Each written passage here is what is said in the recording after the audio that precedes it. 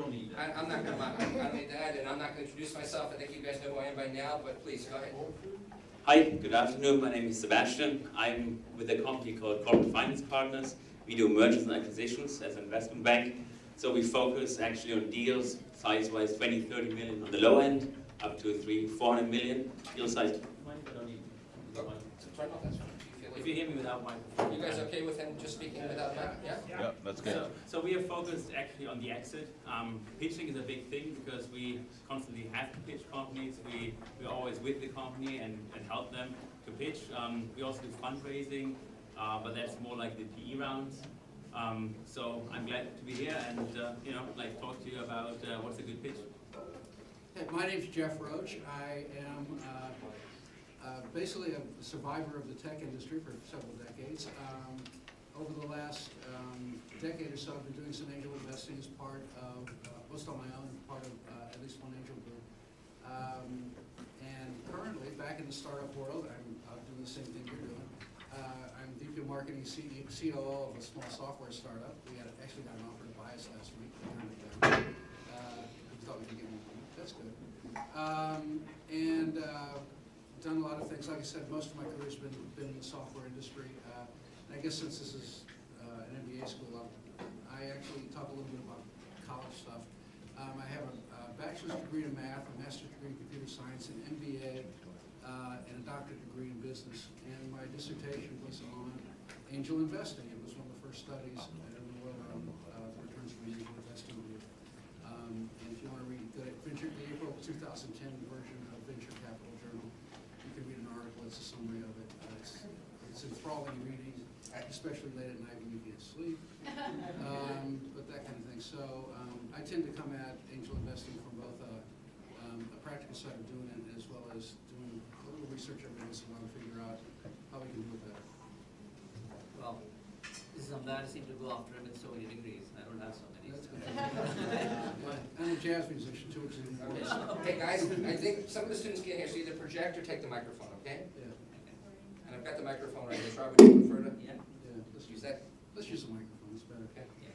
So my name is Saurabh Tandon, and I'm part of an organization called Alpha Strategic Advisors, and we do cross-border mergers and acquisitions, and we also help companies in Silicon Valley. I'm also a charter member of TIE Silicon Valley, like Mike is from Boston, and we have taken companies. We have, oh wow, it's good. Okay. I like this. So we have taken companies from startup stage. We've gotten the initial funding. We have helped them through the growth with helping improve their bottom lines, and also exits through Fortune corporations. So we have taken companies which are less than $500 million and packaged them well enough and helped them, guide them through why a billion-dollar company would buy them. So we've gone through a lot of those motions. So that's where I'm also part of Rotary, and I'm an actor with RoTrack, which is 18 to 30, I don't know about that. So I'm the RoTrack district chair for District 5160, which covers UC Berkeley, Davis, etc. Thanks. I'm AC Ross. I've met many of you, and if I haven't met you yet, maybe you can join me for the Businessman Bootcamp in Module C or Entrepreneurship in Module D, which I'll be teaching. My background is I'm a nerd. I come from MIT. I have a degree in biochemistry and a master's degree in chemical engineering and a master's degree in management. So I'm the quant guy here. So I've met the MBAs in quantitative analysis. Is that Ganesh in the back row? Hey Ganesh, how are you? And I've met the MSEs and the MIMs, and we've talked a little bit about how important numbers are. I've started several companies. You could add them all together and maybe buy this bottle of water for what they're worth now. I've served as the interim executive at several companies, usually VP of marketing or biz dev, and currently I'm a partner in a marketing strategy company down in the peninsula called Indigo Partners. My particular interest is intrapreneurship in large organizations. We like to work with startups, we'll counsel them, but let me see a show of hands. How many people here have money?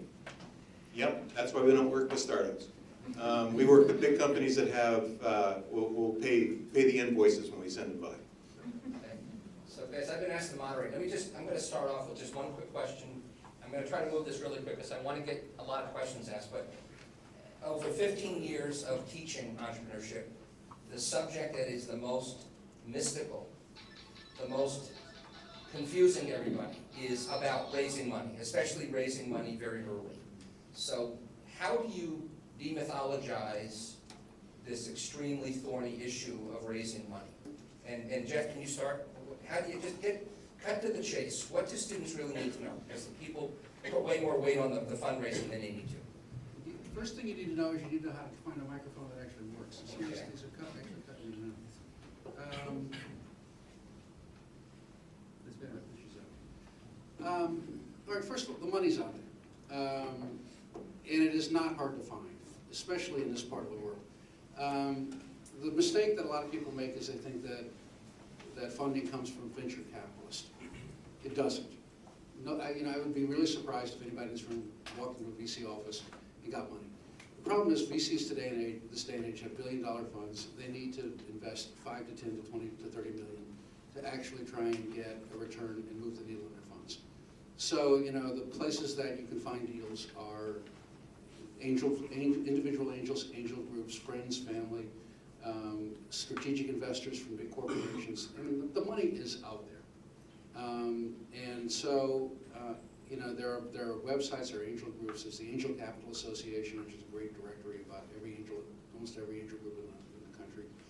So, if you can put together, if you've got a good idea, the money's out there. I think, I've got the latest statistics, but generally VCs do between 3,000 and 4,000 deals a year.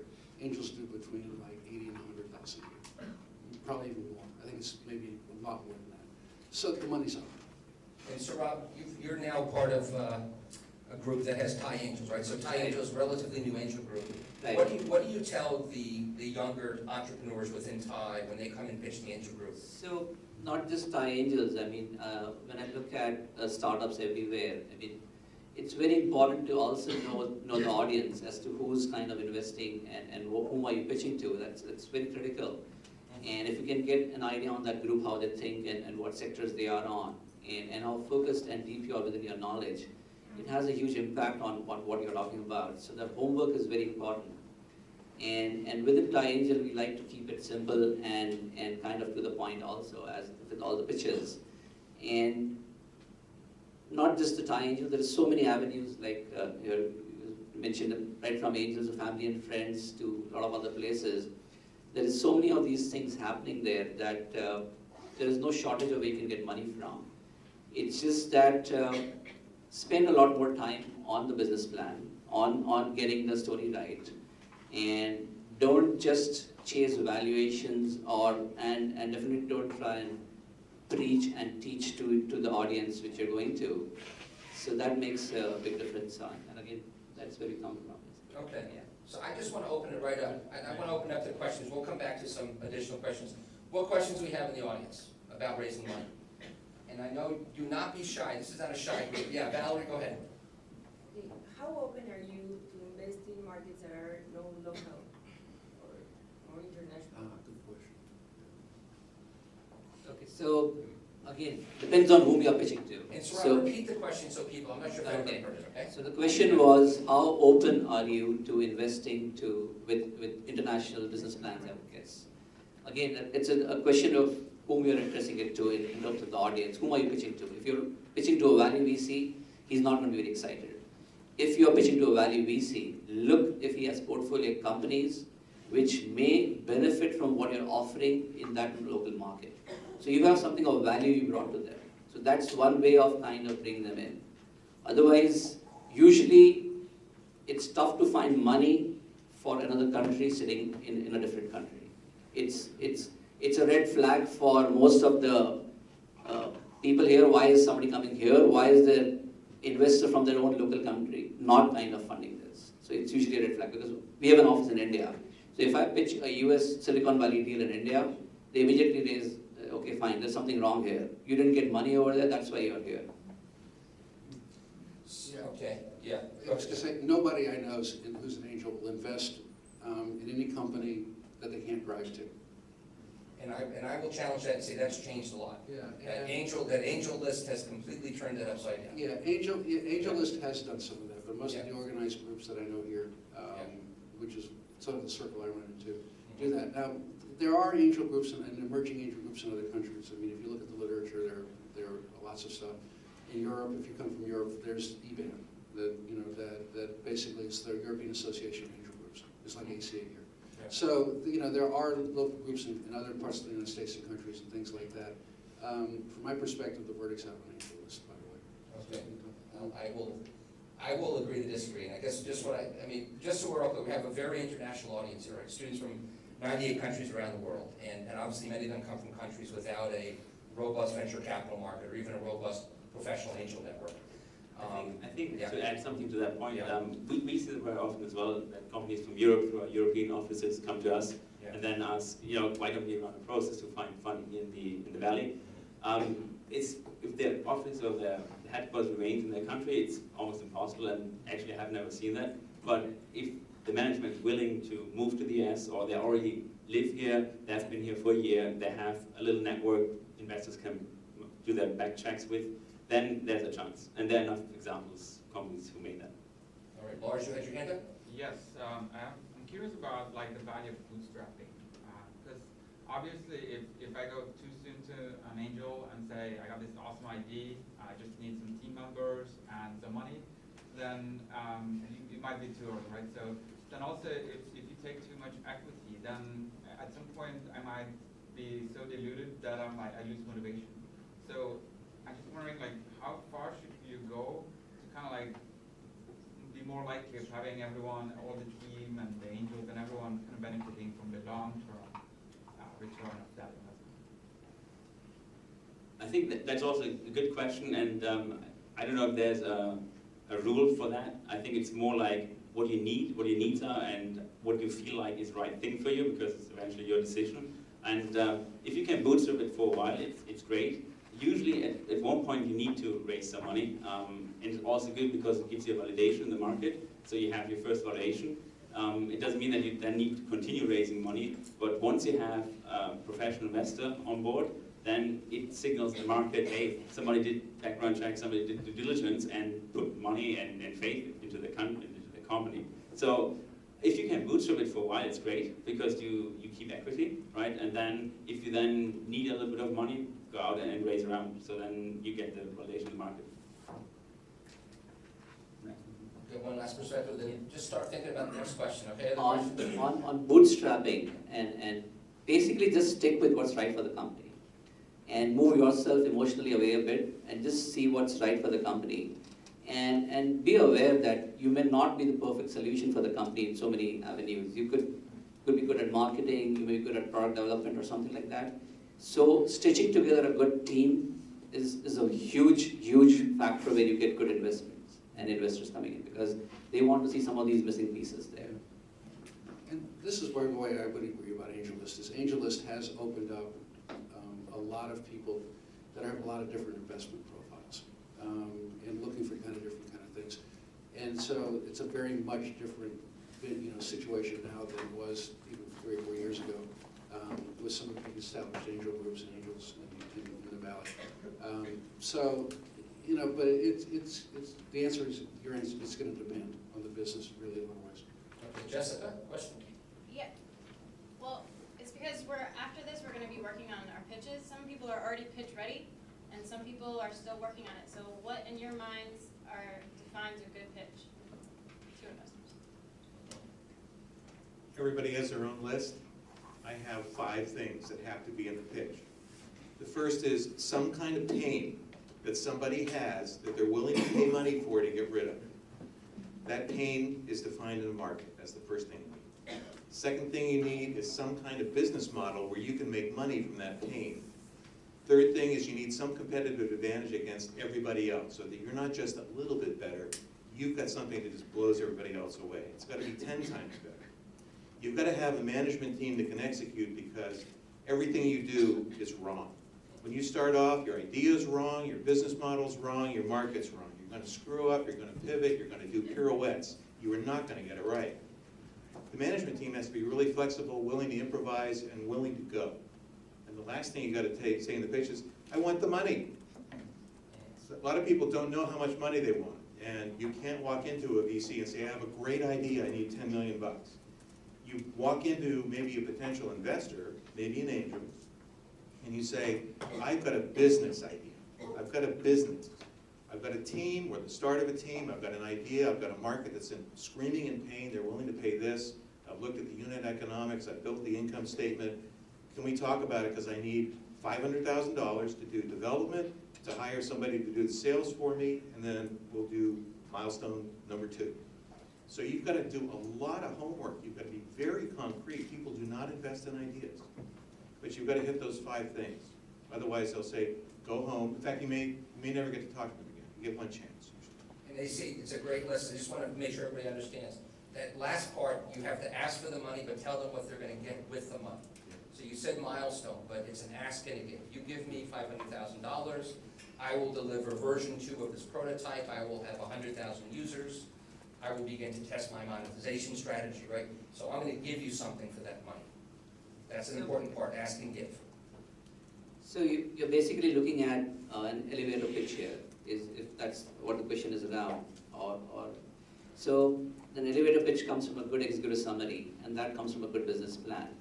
So it's important that you have your foundation strong, because you get, in an elevator pitch, you hardly get a minute, 2 minutes at the most, wherein you have to engage the person. Unless you know your subject matter well, unless you know what you're kind of asking, and kind of also do some background on whom you're talking to. That's when you need to engage them. Even simple things like looking at somebody's bio, where he studied, things like those, his alumni, etc. Just find something to engage that person so that he has the next level of conversation with you. I'm just talking of this an elevator pitch. If you go into a VC where you've already gone through that, it's a different kind of a thing where you have a different presentation going on. There's many ways to go about this, but just stick to the core. And a niche is very important. That you're not going to go and address a $10 or $20 million market because you are a startup. So within that, what is the vertical you're going after? What is that you're addressing? Is it something which you can kind of handle and address? That's very important. So those are things which people kind of look at. I guess there are 2 things for me. You know, what is the most important question that you have to answer when you go in and do a pitch, and you're asking for money for somebody? You can't answer that question. What is the most important question you have to answer? Why would I give you the money? ROE. What would you do with the money? ROI. Not ROI. How would you like, are you so? Yeah, when do I get my money back? That's exactly the right way. That's, no matter what, you know, all the questions that the person you're pitching to may ask, the one thing that's sitting in the front of his mind that he wants to know is, I'm going to give you some money. When am I going to get it back, and how much more am I going to get back than I gave you? And so the whole thing needs to be focused really on that. Everything, you know, really boils down to those kind of, to me, to that one thing. And the sign of a good pitch is that you answer that question, or you give at least the person you're pitching to some degree of confidence that they're going to get some money back sometime in the future. Yeah, so I want to just provide a slightly different response, right? Some great comments, but the thing I find that most younger entrepreneurs do wrong is you go in with a 100-slide deck, and you somehow think that the entrepreneur actually wants to listen to you educate them, right? You're not going there to educate anybody. That's not your role, right? Your role is to quickly get them excited about your business. So the first thing is, if you go in there thinking that you're going to get to a long slide presentation, you're going in with a very wrong perception. You are going in largely to have a discussion with them. So if your initial meeting has more than 8 slides, okay, you are already in the red, okay? You should expect that the most important part of their decision as to whether they will have that second meeting, as Jeff said, is whether once you go off of your slides and they start asking you about your market, you better know your market really intimately. You better be experts in your domain. And if you can't answer those questions, doesn't matter how cool the slides look, doesn't matter what the numbers are, you're done. So it is a conversation about how much you know about your market, and then back to the points that were raised earlier. Why am I going to be unique? Why is my team the right team to do this? Why do I need, and you can't say I need anywhere from 100,000 to 1 million. No, I need $250,000 to get to this outcome. And you have to say it with conviction. So it's a discussion, it's not a pitch. I think that's a very good point, because it needs to be short to the point. And I'm a big believer in homework. Like when you prepare for something and you put effort into it, you get a good outcome. But if you can't say in one sentence what your startup is about, and somebody doesn't get it with maximum 2 sentences, then you need to go back into the homework, because you don't have the time for it. Absolutely. Yeah. A plug for Friday. I'm coming back on Friday, what time? Noon? I think for, yeah, let me check. And We have a lunch speaker session. Yeah, I'm going to do a lunch speaker, and what I'm actually going to do is, part of the presentation is how to give a 10-minute pitch. It's great. It's great. And it's even down to how many seconds you spend on this slide. Yeah, And so, you know, I won't tell all my jokes now. It's very I'll say, less is more, right? Less is more. exactly. The other thing, by the way, that's true about this is that an investor pitch is not a product pitch. Right, God forbid. These people do not want to buy your product. The chances are there won't be, you know, if you're pitching to a product that is for 21 to 23-year-old women, I'm never going to buy that product. Trust me. You know, but what the people want, who you're pitching to, they're going to buy you. They're going to buy the part of the company. That's what they want to know. This is not a product pitch. It's a very, very different kind of thing. All right, next question. What other questions we've got in the room? Come on, guys. Yeah, please. How do you set up the initial contact with investors? Because we talk about different investors in a very distanced way, but actually I think most people here in the room, like they need money somewhere, like somehow, and they probably don't know exactly where to start and how to get in touch with these big people. So where do you find them, how do you deal with them, and how do you make them like you? I think there's no right or wrong here. I think when you go and try to find investors, you have to try everything you can. You have to leverage your entire network. You need to leverage all social media, all platforms out there. And the best thing how you can get to an investor is obviously like you get a personal recommendation or a warm introduction, that you know somebody who maybe studied with the person or did a deal with the person, and you can ask that person to get an introduction. If that doesn't work, then you need to do cold calling, because that's part of business anyway, which is part of the sales process. So you need to go out and find those people, try to find something you have in common with, and pitch your idea through either meet them somewhere where they're speakers or you send them emails.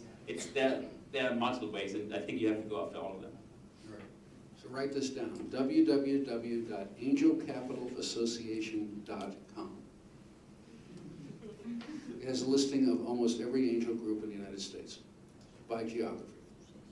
It's the first place to look. Angel List, as we talked about before, is becoming a really great source. My initial reaction to Angel List, by the way, is that there's some scammers on Angel List. Sure. But you got to be, the scammers everywhere. They're everywhere.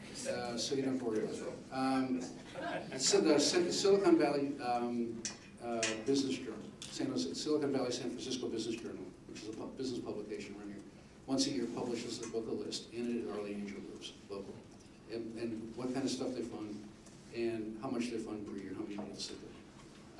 You can Google angel group Silicon Valley, and there's Band of Angels, Angels Forum, Life Sciences Angels, all these people, all of those have websites to submit business plans.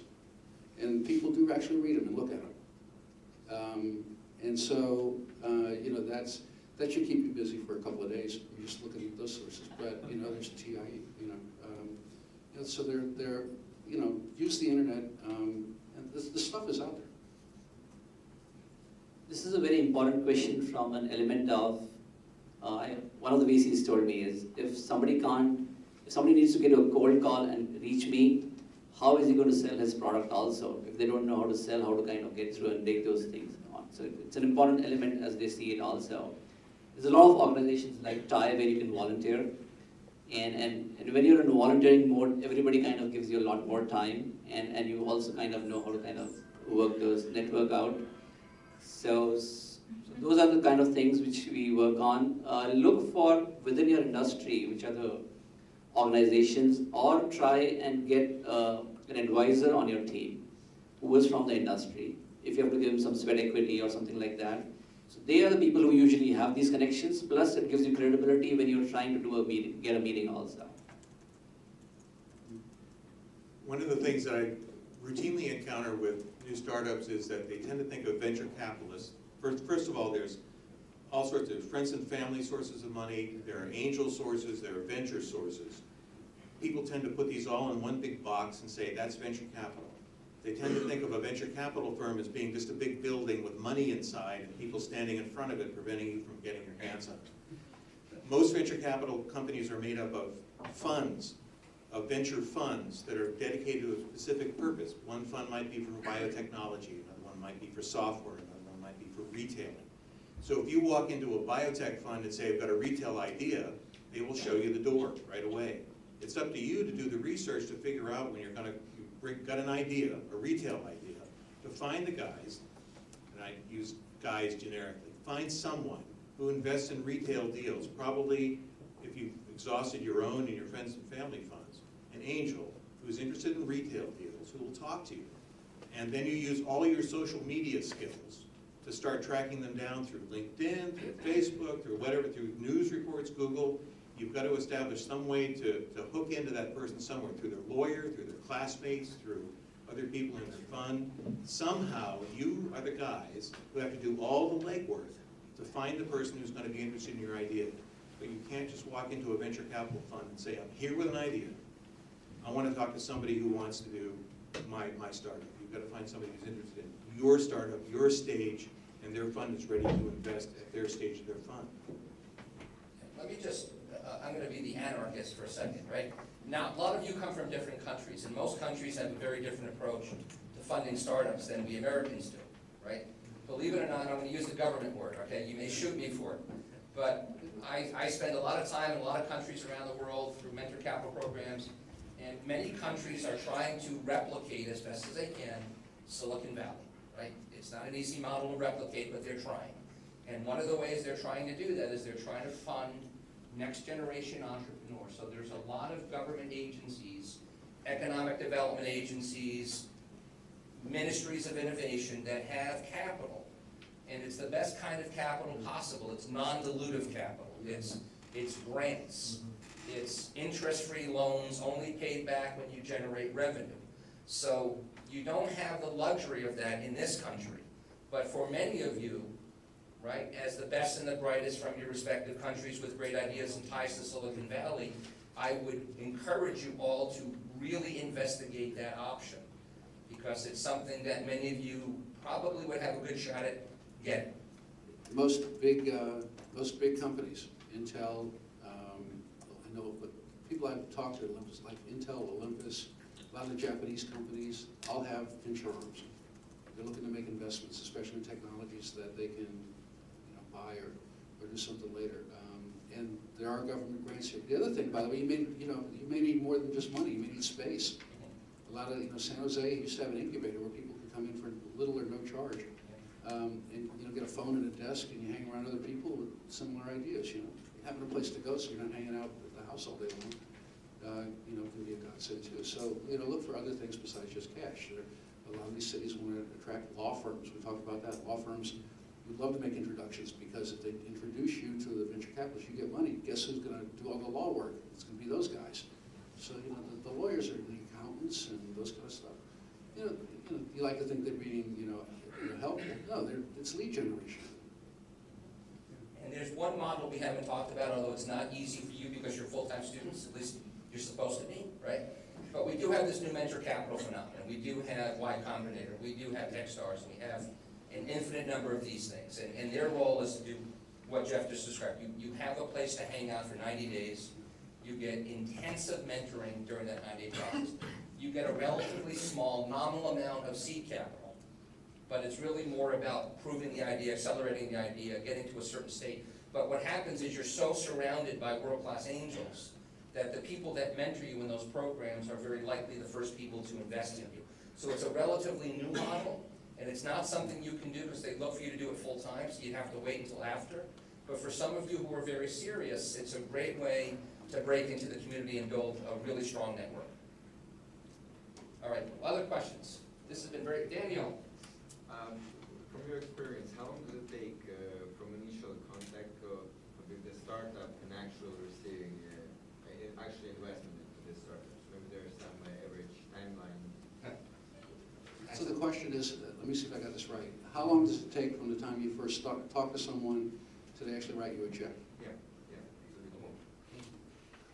Depends on whether it's an angel round or it's a VC round, etc. With an angel, if you've done your homework well and if he likes it, you can get a check across the table also. I mean, that happens too. And that's when you kind of, I mean, that's depends on how well the story is, your team is in place, etc. With VCs, typically you can expect anywhere from 2 to 3 months of reasonable exercise going on and kind of doing that, because they have their own ICs, etc., which they need to clear at investment committees too. And so depending on how much you're raising. So private equity has a different model, and it kind of, again, at least takes 3 months there too. Yeah, I think that the more money you want to go for, a little bit longer it takes. Angel rounds are typically shorter than VC rounds or private equity rounds. The important thing is you're dealing with the process, right? So from the initial meeting to the day you get the check, it takes a while. And I think what you have to be prepared for is that during that time, the investor constantly checks you and looks always at the first pitch you gave. You gave them some milestones. You say, oh yeah, next month we launch version 2.0 or whatever of our software. Guess what? Like in a month we won't have the money. So after a month, they're gonna ask you, hey, what happened to version 2.0? If you were like, oh yeah, we delayed half a year, that's a bad sign. So be prepared. It can take 1, 2, 3, 4, even 5 months. But whatever you do in between, follow the business plan and the pitch you gave them. They're gonna constantly check with you. Just a time check, guys. What's the time we want to land the plane here? I mean, originally we had it for 30 minutes, but I think maybe we have 5 more minutes. Okay. All right, one last plug. When I did my doctoral dissertation, I actually did a lot of the appendices and things like that were on how angel groups should function. So if you go to the EFSCO database on dissertations and theses, and download it, in the appendix, it's actually the due diligence checklist from one of the angel groups in Silicon Valley, which would be interesting for you to look at before you go, because this is the kind of thing that after you do the pitch, it's the kind of questions they're going to ask, and the kind of things. Now, this is for maybe people who are a little further along, but again, it's another one of those interesting readings at 2 in the morning when you can't sleep. But seriously, I mean, it's fairly typical of, I think, what you'd see you would see from formal due diligence from a company or angel group. All right, I think we have time for 1 or 2 more questions. So what last questions? Yeah, please. As you already mentioned, there are a lot of international students here. And whenever an international student opens a corporation, it's really hard to do these issues with H-1B and all these statuses. What should they do? Time is limited, and time is money, but also time is the whole idea. It's a very specialized question. Anybody feel comfortable answering that? About the challenge of students with visas and stuff like that? Because that's it's a legal landmine. Yeah, you know? So it's again driven by how strong your idea is. You will find a champion who will help you through this, and probably a legal guy or an attorney is a better guy to answer this with immigration attorney or something like that. But I mean, companies are now working across so many countries and they have offices all over. So they may kind of house you there for a while and then get you back here or things like that too. Actually, we have the visa coordinator on campus. You can ask them. We actually asked them up front, but they could not provide us with a very specific answer. So we thought about that this question will come up, but we will. We're after that question as well. So if we get a more specific answer, we will let you know. All right. One last question over here. Yes, Manuel. What do you think an entrepreneur has to have? And what do you think is the balance between the entrepreneur and the idea? Passion. Good answer.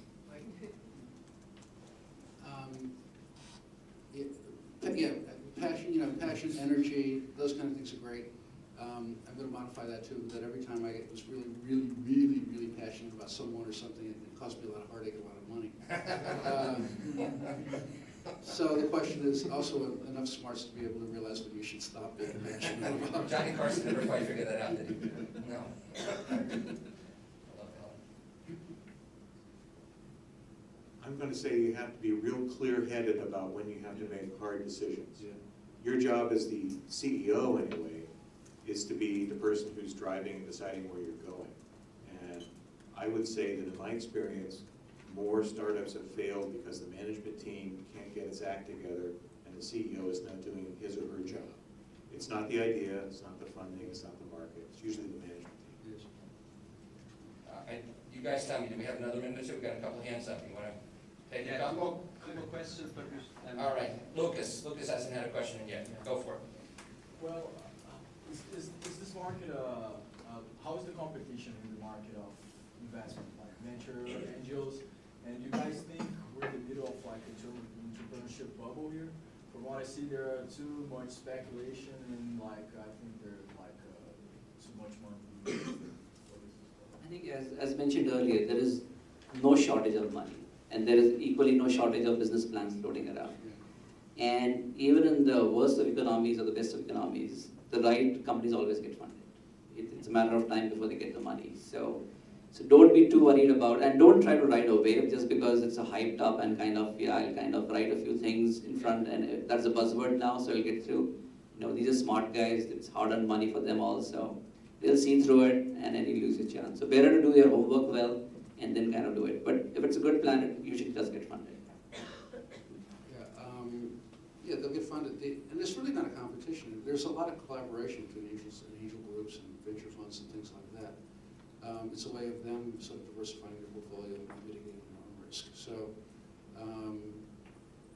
you know, you may see this too, but there may be cases where people bidding on valuations and that kind of stuff. But, you know, I haven't been that close to some of those deals lately. Yeah, I'd say when Paul Graham from Y Combinator came out and said that we screwed up, and we're not going to bring 150 companies at a time, we're going to do 80, and we're no longer going to give them 150,000 guaranteed, 80,000, that was a powerful signal that valuations went way beyond, and I think it's getting reined in, which is healthy. You know, but it's the pendulum never stops in the middle. It's not human nature, it always goes way too way to the other side.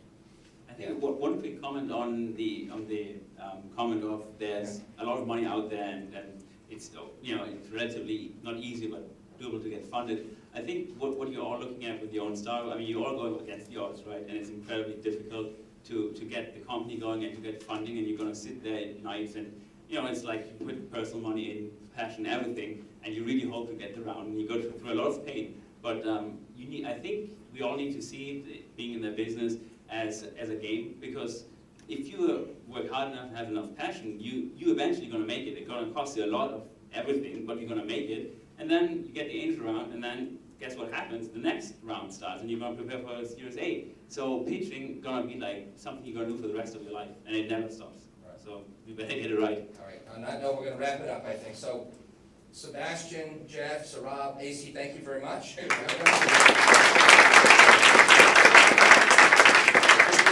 I turn over the floor, I just want to acknowledge one more time the Holt Venture Capital, Entrepreneurship, and Social Business Leadership Team that pulled together this remarkable event. These students worked really hard. I think it's been a very valuable event. I heard some awesome pitches today, incredible energy in the room. I hope you guys take something away from this that you can build on. Great job, guys.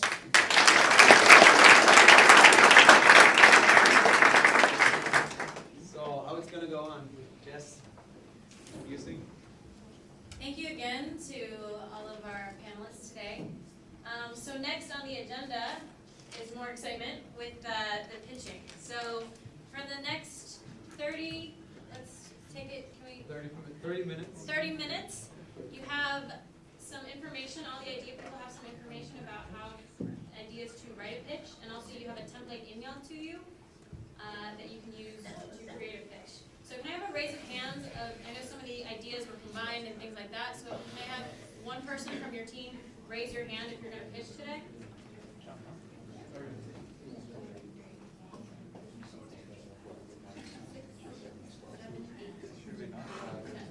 All right, so there are 10 teams.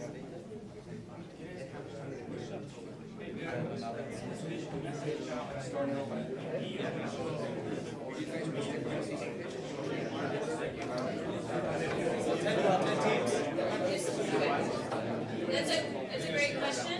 We had a question up here asking what kind of pitch this should be. I think this pitch should be whatever your next level is. I don't want to say this should be a pitch for your investors, because a lot of people might not be in that phase. But if that's the phase that you're hoping to get to next within the next few months, then I think you should be working. Jess, can I comment? I think Jess is right. You should be very clear, because the pitch that you give has to be targeted to the audience that you're giving it to. So if you want to make this a pitch to an angel, you should be very clear that this is an angel pitch, and you should follow a lot of the guidelines you heard from AC, for example, right? Very succinct. This is the amount of money I think we need. This is why. If you think you're pitching a customer or a prospective customer, that's a very different pitch, and you should target that pitch to getting your first customer, okay? If you think you want to target a strategic partner, you should create a pitch that is tailored to that strategic partner, right? And they're all valuable, but be clear about who you're targeting. And just let us know when you pitch who the target audience is. Yes? How many of those do you have? You have one shot, dude, okay? Today 5 is minutes. a practice round. All right. We're gonna have another judging round where that's gonna lead up to the angel pitch. But for today is just a practice round, right? You're gonna have 2 minutes. This is really critical, guys. So you guys have 2 minutes to pitch. There will be 2 minutes for Q&A. And there will be 1 minute for you to summarize and pitch to us what you're gonna be working on for your next 3 months, coming months. So there's some sort of accountability there. 3 minutes.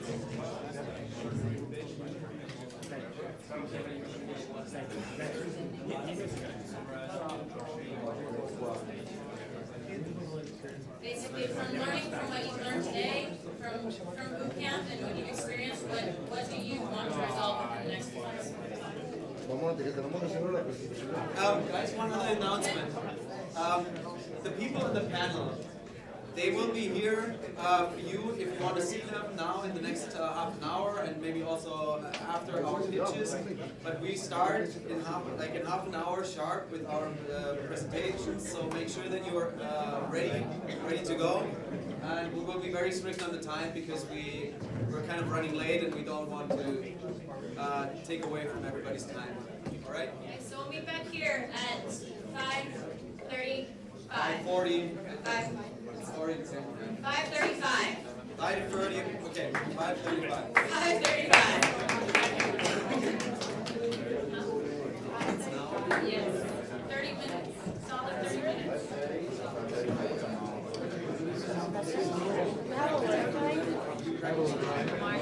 Because we had scheduled one vote.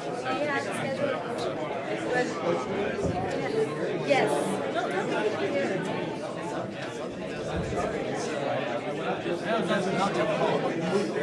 It's not your fault, it's because like people were getting over before.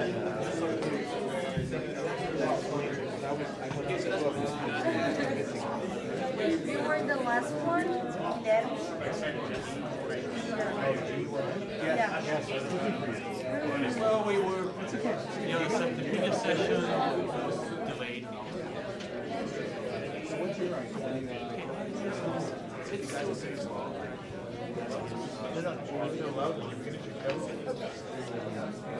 Thanks. Yeah. It's a travel experience. Many things have changed. Booking a flight,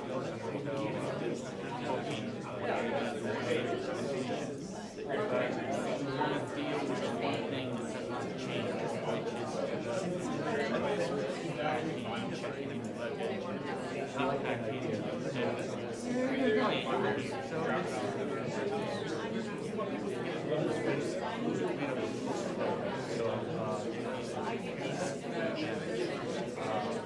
the main idea is rental and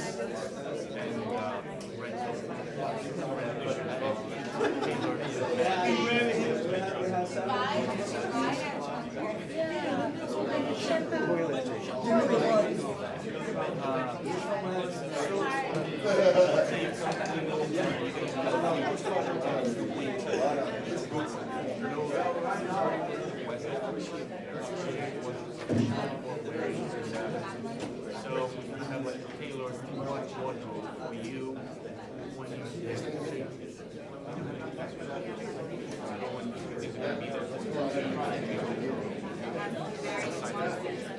It's mainly, it comes from this. There's so many,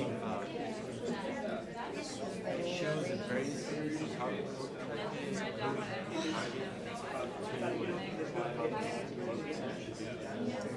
who has the biggest problem? Business problem?